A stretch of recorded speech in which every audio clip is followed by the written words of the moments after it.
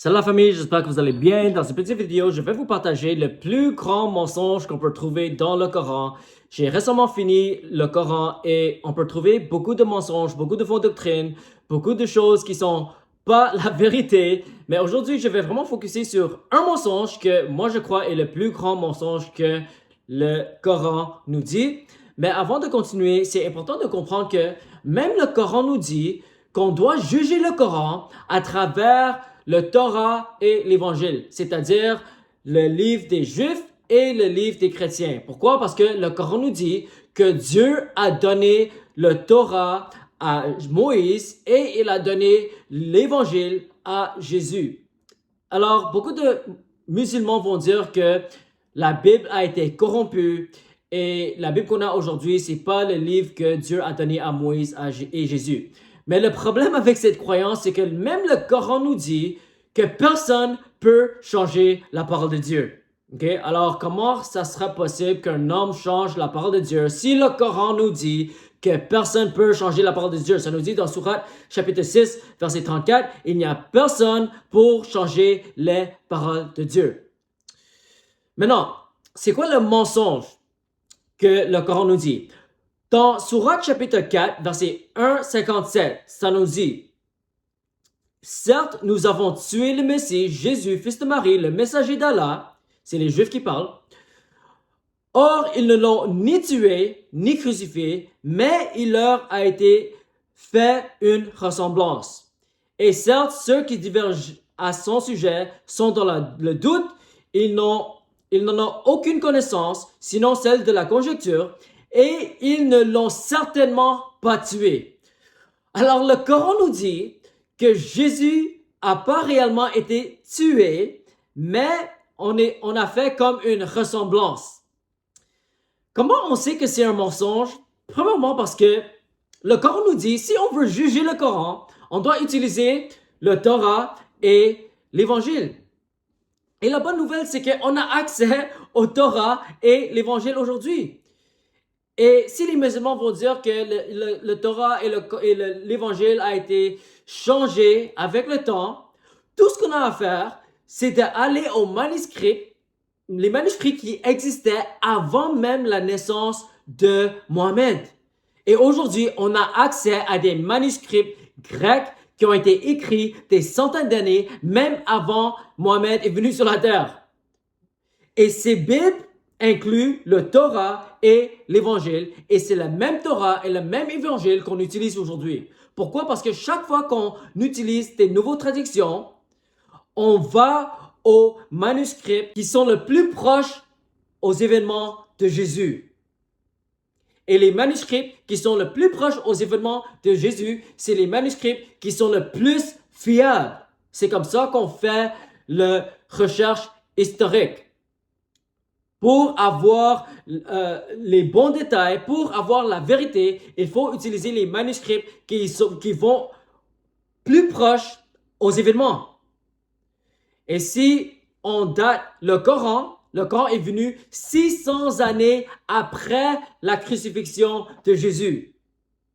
Alors, si on fait une recherche historique honnête, on doit utiliser les sources qui sont les plus fiables, et ces sources-là sont les évangiles. Et dans les évangiles, ça nous dit clairement par les témoins oculaires que Jésus a été crucifié et que Jésus a été ressuscité de la mort. Alors, si on recherche les événements du premier siècle, non seulement les chrétiens ont témoigné, non seulement les témoins oculaires, mais même les non-chrétiens ont écrit sur la crucifixion de Jésus. Il y a un historien qui s'appelle Flavius Joseph, et lui, il était un historien juif non-chrétien, et il a écrit sur l'événement de Jésus. Il a écrit à cette époque vivait Jésus. Il gagna beaucoup de juifs et aussi de grecs.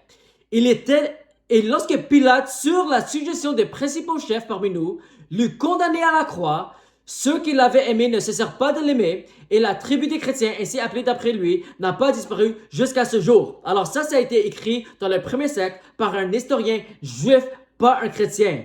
Mais c'était un fait historique que Jésus a réellement été crucifié.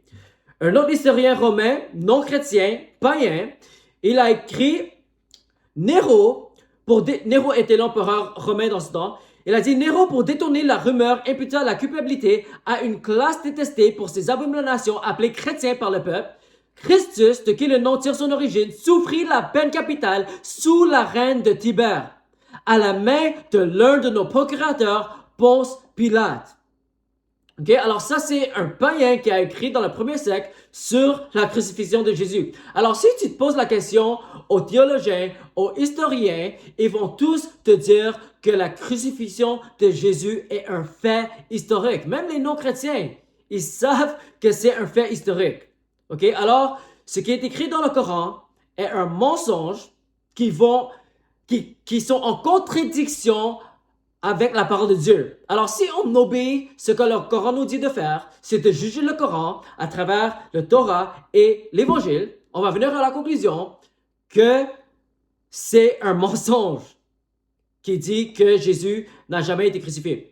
Et si c'était le cas que Jésus n'a jamais été crucifié et qu'on a fait semblant qu'il a été crucifié, dans ce cas, selon le Coran, c'est la faute de Allah qui a déçu tous ces chrétiens et il les envoie en enfer. Pourquoi? Parce que même le Coran nous dit que les idolâtres vont brûler en enfer. Les chrétiens, les juifs, ils vont tous brûler en enfer. Et en fait, il dit que les chrétiens et les juifs sont pires que des animaux. C'est ça que le Coran nous dit, mais le problème c'est que le Coran nous dit également que c'est Allah qui a fait semblant que Jésus a été crucifié quand il n'était pas réellement crucifié. Et à cause de cette décision d'Allah, il y a des millions et des milliards de chrétiens qui sont en train de suivre Jésus à cause de la crucifixion et la résurrection de Jésus. Alors ça nous prouve que c'est un gros mensonge. Alors si on veut revenir à la vérité, on doit revenir à la parole de Dieu. Et la parole de Dieu nous dit que Jésus est le Fils de Dieu. Il est mort à la croix pour nos péchés et il a été resté la mort. Et si on décide de croire à cette bonne nouvelle, à se détourner de nos péchés et de suivre Jésus avec tout notre cœur, on peut être pardonné de nos péchés et on peut avoir la vie éternelle. Alors si vous êtes musulman, tout ce que je vous demande à faire, c'est de juger le Coran à travers le Torah et l'Évangile. Et Mohammed disait que le Coran confirme le Torah et l'Évangile. Mais le problème, c'est que le Torah et l'Évangile, ça ne dit rien sur Mohammed.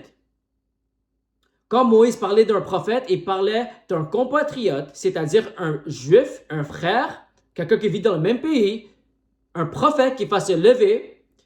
Et ce prophète n'était pas Mohammed parce que Mohammed était arabe, il n'était pas un juif. Alors, il parlait de Jésus. Dans le Nouveau Testament, les musulmans essaient d'utiliser le verset dans Jean chapitre 14 et 16 qui nous dit que Jésus a dit que le consolateur va venir après moi.